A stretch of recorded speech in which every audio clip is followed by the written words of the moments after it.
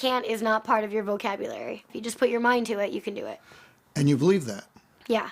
That's the crazy thing is if you're never given limits, then you think, I can do anything. And if she could do anything, she wanted it to be this, what she saw her hero, Dominique Moceanu, doing on TV.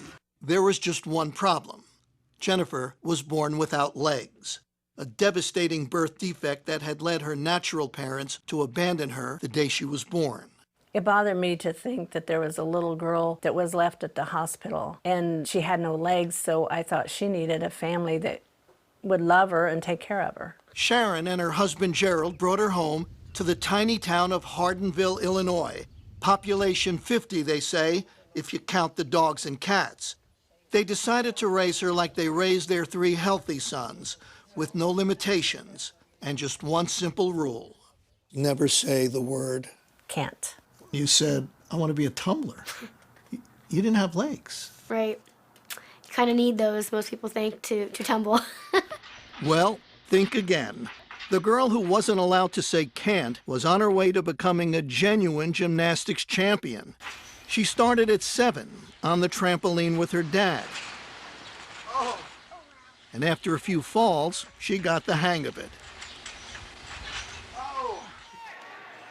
In time, she was competing. And soon after that, she was dominating.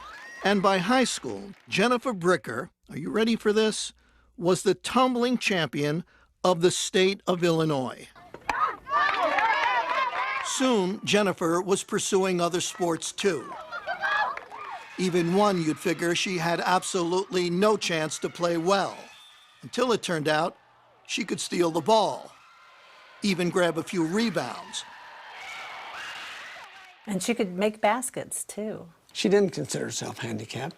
She was talking to some friends one time, and one of them said something about her being handicapped. She said, well, I'm not handicapped. And they said, well, you have to use a wheelchair. She said, just to keep them getting dirty. One day at age 16, out of curiosity, Jennifer asked her mother a question. Hey, is there anything that you, know about my adoption or biological family that you didn't tell me? I said, okay, but you got to sit down. And she said, Mom, I'm always sitting. And she said, maybe you should sit down. I said, okay, let me sit down.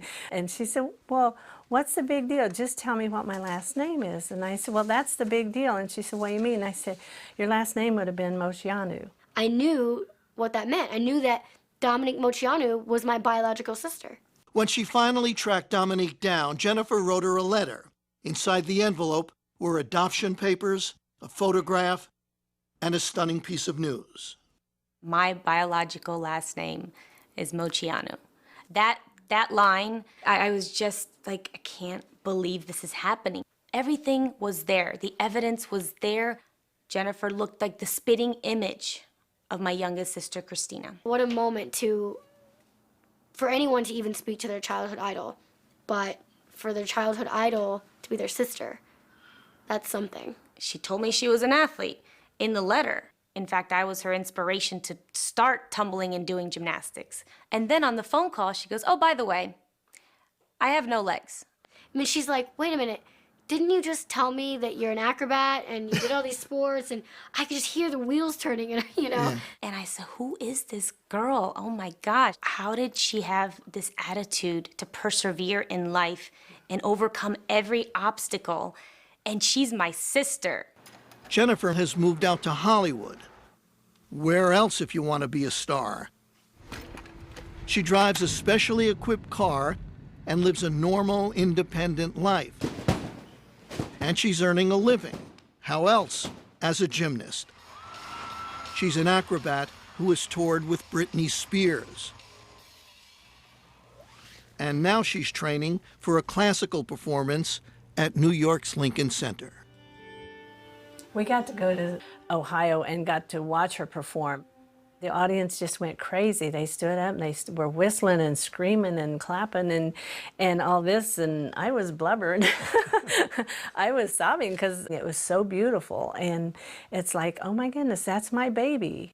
The baby who was taught early on never to say the word can't.